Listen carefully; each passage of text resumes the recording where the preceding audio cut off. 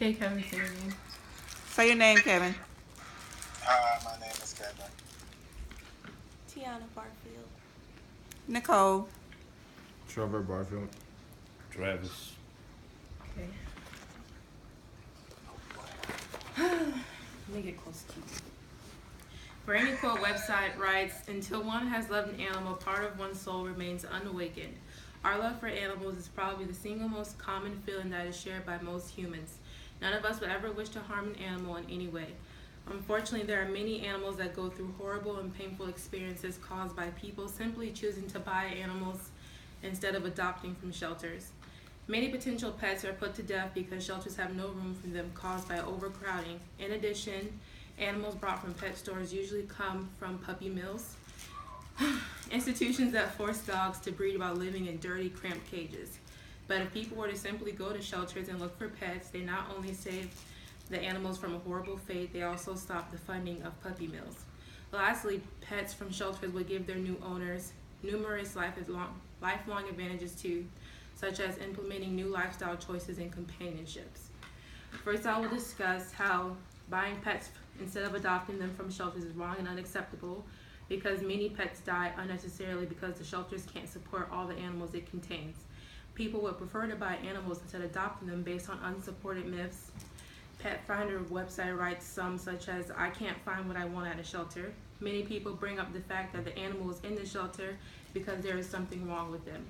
This idea is ignorant and problematic. A large number of owners simply don't have the room for them, with 7% of dogs and 17% for cats being put up for adoption by this issue.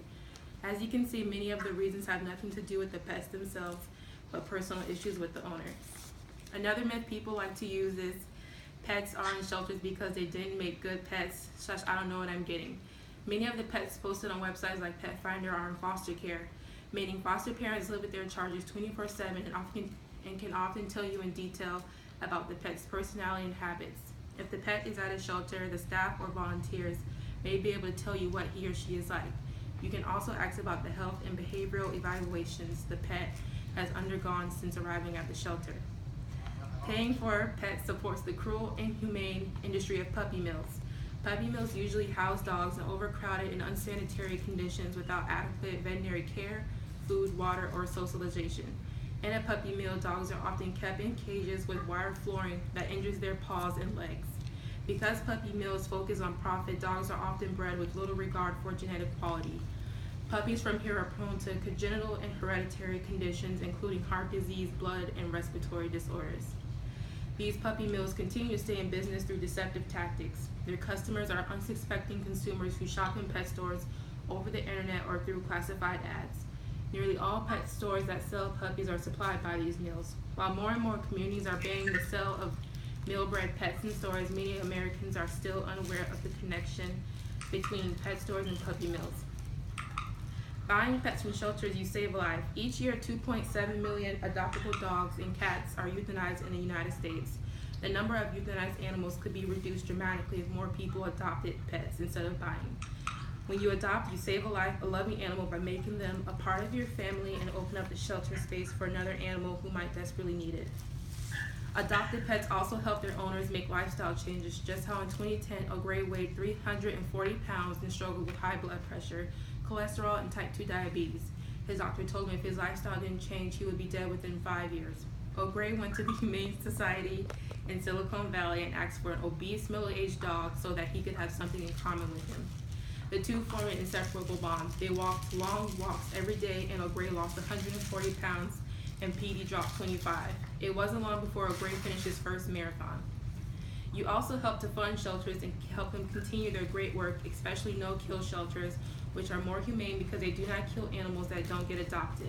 These overburdened shelters take in millions of stray, abused, and lost animals every year, and by adopting an animal, you're making room for others. Not only are you giving more animals a second chance, but the cost of your adoption goes directly towards helping those shelters take care of the animals they take in.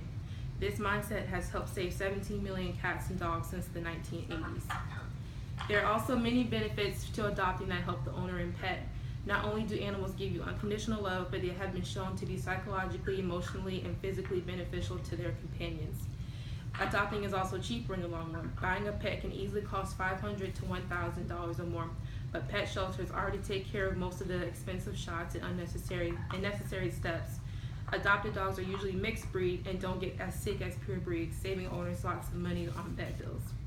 In conclusion, within the next year, 29 million people just like you intend to bring a pet into their families. If fewer than 10% of them, just 2.4, chose to adopt, we will save all the dogs and cats who currently enter shelters but don't find home. This is why it's so crucial for us to adopt rather than buy our potential pets. The BuzzFeed website lists this quote from Alfred A. Monopark that says, "Animals are reliable, meaningful of love, true in their affections, predictable in their actions, grateful and loyal, difficult standards for people to live up to. Pets are the ultimate companion because you are guaranteed to have a friend for life and you can always count on and love, which is reciprocated. A win-win for you and your pet." I have a question. Yes, Mom. You know, I have statements. We ain't adopting no pets. Okay. I don't know why you chose that speech. All right.